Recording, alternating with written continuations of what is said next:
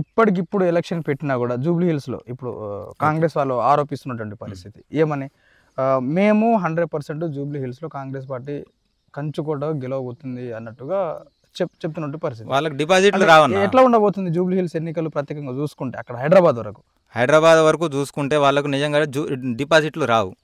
నాకు తెలిసి అయితే వాళ్ళకు నిజంగా డిపాజిట్లు రావు. వాళ్ళు చేసిన ఏమైతే లేదు, ఉన్న ఇల్లు అన్ని కుల్లగొట్టిండ్లు. మూసి సుందరీకరణ అన్నారు, సుందరీకరణ లేదు, ఏం లేదు. కాళేశ్వరం కులేశ్వరం అన్నాడు రేవంత్ రెడ్డి. అదే కాళేశ్వరం తీసుకొచ్చి హైదరాబాద్ కు నీళ్లు తెత్తా అని, అది కాళేశ్వరం నుంచి వచ్చే నీళ్ళకే 20 టీఎంసీ నీళ్లు ఎక్కడ నీళ్లకు మనకు ఇబ్బంది కాకుండా హైదరాబాద్ ని నీళ్లకు ఇబ్బంది లేకుండా నేను చూస్తా అని అదే హామీ ఇచ్చిండు. మొన్న పోయి మల్లన్న సాగర్ దగ్గర కొబ్బరికాయ కొట్టి కాళేశ్వరంలో భాగమే ఇది మల్లన్న సాగర్ కదా, అంతే కదా. మరి కాళేశ్వరం నుంచి వచ్చే నీళ్ళే మల్లన్న సాగర్ కు వస్తుంది. ఇక వేరే దగ్గర నుంచి ఏమైనా తీసుకొస్తాడు ఆయన? వేరే దగ్గర అయితే కూలిపోయింది అన్న మనిషి అక్కడ నుండి ఎట్లా నీళ్ళు తీసుకొస్తాడు అనేది ఆయనే నిజంగా మన ఒకసారి కేటీఆర్ అన్న అన్నట్టు రేమో ఉన్నాడు, రామో ఉన్నాడు ఆయన దాంట్లో. ఆయన అంతరాత్మల రేవంత్ రెడ్డి దాంట్లో రేమో ఉన్నాడు, రామో ఉన్నాడు. ఏం లేదు ఈయన దాంట్లో. ఇవాళ చెప్తాడు, అది చెప్పింది నేను ఇప్పుడు చెప్పినా కదా అని మరుసటి రోజు మర్చిపోతాడు. కానీ ఇది రికార్డ్ అవుతుంది, ఇది రికార్డ్ అవుతుంది ఆయనకు. ఇవాళ చెప్పింది రేపు మర్చిపోతాడు ఆయన. ఇవన్నీ తెలంగాణ రాష్ట్ర ప్రజలు గమనిస్తున్నారనేసి అనుకుంటున్నారా మీరు? గమనిస్తుంది, గట్టిగానే గమనిస్తుంది. వచ్చే ఎలక్షన్ లా కనీసం పరువు పోతుందని సర్పంచ్ ఎలక్షన్లు కూడా పెడతలేడు వీడు రేవంత్ రెడ్డి. సర్పంచ్ ఎలక్షన్లు కూడా పెడతలేడు. 2 సంవత్సరాలు అవుతుంది సర్పంచులు పోయి. ఇప్పటి వరకు సర్పంచులు కూడా 22 నెలల కాలంలోనే మేము అభివృద్ధి చేసిన దానికే మాకు జూబ్లీ హిల్స్ లో ప్రత్యేకంగా మాకు ఓట్లు వేసే అవకాశాలు కనిపిస్తా ఉన్నది చెప్తా ఉన్నాడు కదా. వీళ్ళకే పెడతామని అనుకుంటాను అక్కడ జూబ్లీ హిల్స్ ప్రజలు అంటారు.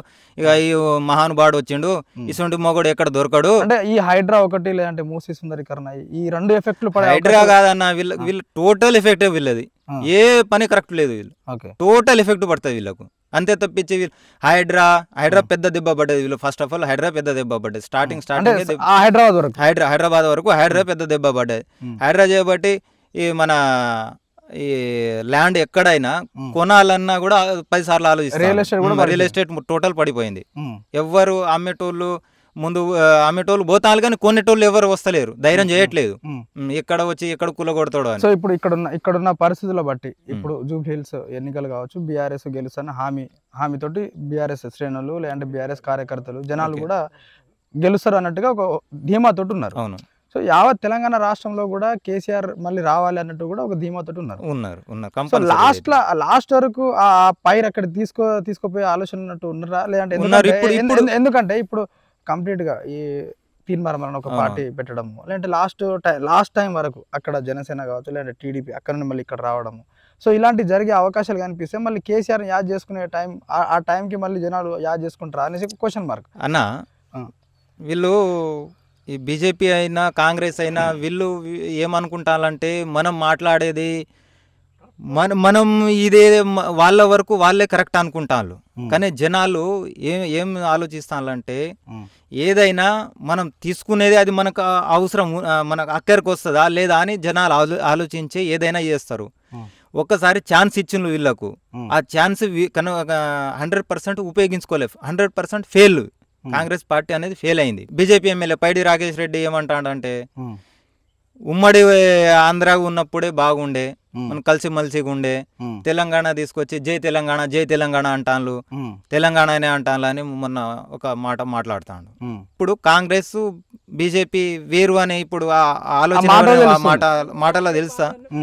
2 ఒకటే అన్న. వీళ్ళు మొన్న ఎంపీ ఎలక్షన్ లో వీళ్ళు పోయి బీజేపీ బీఆర్ఎస్ ఒకటే అని వీళ్ళు కూడా ఆరోపిస్తా ఉన్నారు కదా కాంగ్రెస్ నాయకులు. ఎవరు? కాంగ్రెస్. ఎక్కడైనా దాకా ఉందా మనకు? ఎక్కడైనా ఉన్నదా? ఇస్తుంటే ఏమైనా చెప్పినా మనం ఈ ఆంధ్ర తెలంగాణ కలిసి ఉంటే మంచిదని మన వాళ్ళు ఎప్పుడైనా అన్నారా? అనలే కదా. వీళ్ళే అనుకుంటాను కదా. ఆంధ్ర అంటే తెలంగాణ ఏర్పడ్డాక ఏమైనా చెడు జరిగిందా? మనకేమైనా ఇబ్బంది అయిందా? తెలంగాణ వచ్చినాకనే కదా మనం డెవలప్ అయింది. నీళ్లు నిధులు నియామకాలని మనం ఏ సంకల్పంతో ముందు పోయినామో, ఏ సంకల్పంతో మనం కొట్లాడినామో అది వచ్చినాక తెలంగాణ వచ్చినాక మనకు ఇదైంది కదా. కిరణ్ కుమార్ మీరు మీ కరెంట్లో తీగల మీద బట్టలు ఆరేయాలన్నాడు. 24 గంటల కరెంటు మనకు కేసీఆర్ ఎక్కడ లేని విధంగా 24 గంటల కరెంటు కేసీఆర్ అందించిండు మనకు. 24 hours. ఎట్లుంది ఈ గవర్నమెంట్ వచ్చిన తర్వాత ఈ పరిస్థితులు? గవర్నమెంట్ కరెంటు వచ్చినాక విషయంలో, ఏమన్నా నీళ్ళ విషయంలో? నిజంగా అప్పుడు కిరణ్ కుమార్ చెప్పినట్టు ఇప్పుడు నిజంగా వైర్ల మీద బట్టలు ఆరేసుడే పరిస్థితి ఉన్నది. మరి ఇప్పుడు ఏమున్నా అన్న కరెంట్ లేదు, ఏం లేదు. పొద్దున నైట్ ఎప్పుడో 2ంటికి 3ంటికి ఇస్తాడు, పొద్దున 6ంటికి తీసేస్తాడు. మళ్ళా ఆ రోజులే వచ్చింది. మళ్ళా నైట్ పోయి ఆడ పండుకొని మోటార్ల దగ్గర పండుకునే రోజులే వచ్చింది. ఇప్పుడు కూడా ఏం లేదు. 10 సంవత్సరాల బీఆర్ఎస్ పార్టీ పనితీరు, 22 నెలల కాంగ్రెస్ పార్టీ పనితీరు, సో డిఫరెన్స్ ఏం కనిపించింది? 10 సంవత్సరాల చేసిన కేసీఆర్ పనితీరు వీళ్ళు ఒక్క రోజు కూడా చేయలే. ఒక్క రోజు పని కూడా చేయలే వీళ్ళు.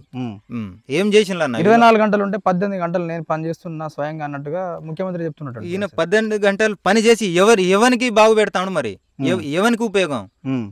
ఎవరికి ఉపయోగం? 18 గంటలు పని చేసి ఎవరికి ఉపయోగం? మరి ఇది ఎవరికైనా ఉపయోగపడుతుందా? 18 గంటలు నువ్వు పని చేస్తేవి, రైతులకు యూరియా అందిత్తివా? లేదే. నీళ్ళు ఇత్తనా? అది కూడా లేదే. కాళేశ్వరం ఉన్న కులేశ్వరం దానికి ఒక్కటే పట్టుకొని కులేశ్వరం అని ఒక్కటే ఒరుతున్నావు. పిచ్చి కుక్క ఒరినట్టు ఒరుతున్నావు. 24 hours కరెంట్ వస్తుందా? మరి అట్లయినా చెప్పు. అది ఏది లేకుండా నువ్వు 18 గంటలు పని చేసి ఎవరికి ఉపయోగం? నీ జేబులు నింపుకోనికే నువ్వు పని చేసేది. 100 సార్లు పోతీవి, ఏమైనా దేత్తివా? ఈ పైసలు మన బీసీలు అందరూ ఐకమత్యం అయితే, ఇప్పుడు ఏదైతే తీర్మానం కొత్త పార్టీ పెట్టిండు టీఆర్పీ పార్టీ అనేసి, ఐకమత్యం అయితే కష్టం అయిపోతా ఉంటది కదా. అంటే కాంగ్రెస్ కావచ్చు, లేదంటే బీఆర్ఎస్ పార్టీ కావచ్చు. నాకు తెలిసి మల్లన్న గురించి మాట్లాడే టైం వేస్ట్ అన్న. Time waste. అంటే అంచెలంచెలు ఎదుర్కొంటూ వచ్చిండు కదా మల్లన్న. ఏ అంచెలంచెలు ఎదుర్కొంటూ వచ్చిండు? ఎన్ని పార్టీలు? ఫస్ట్ బీజేపీ పోయిండు, బీజేపీ తర్వాత కాంగ్రెస్ పోయిండు, కాంగ్రెస్ తర్వాత కాంగ్రెస్ ఇలా కొడితే ఇటు వచ్చి ఏదో నేను చేస్తా అని వచ్చి పాపం బీసీలు అందరిని ఏకం చేసి వాళ్ళ దాంట్లోనే ఎదుగుదాం అనే తపనతోటి జనాలు ఇప్పుడు తీన్మార్ పార్టీ పెట్టినంత మాత్రం నమ్మేటట్టు ఉన్నారా? ఎవ్వరు 1% కూడా నమ్మరు. తీన్మార్ మల్లన్న ఒక దొంగ అన్న. అంటే ఎట్లా అంటే మీరు ఫస్ట్ ఏంది, నాకు చాయ్ పైసలు, మీరు చాయ్ తాగే పైసలు ఒక 10 రూపాయలు, 5 రూపాయలు, 2 రూపాయలు అట్లా అడుక్కునే మనిషి ఇప్పుడు పార్టీ పెట్టే పొజిషన్లో ఎదిగిండంటే ఆయన ఏ స్థాయిలో ఎంతవరకు బ్లాక్మెయిల్ ఎవరికైనా ఆయన దగ్గర పోయిన మనిషికి ఏ ఒక్క మనిషికి అయినా న్యాయం చేసిండంటే నేను దేనికంటే దానుకుంటాను.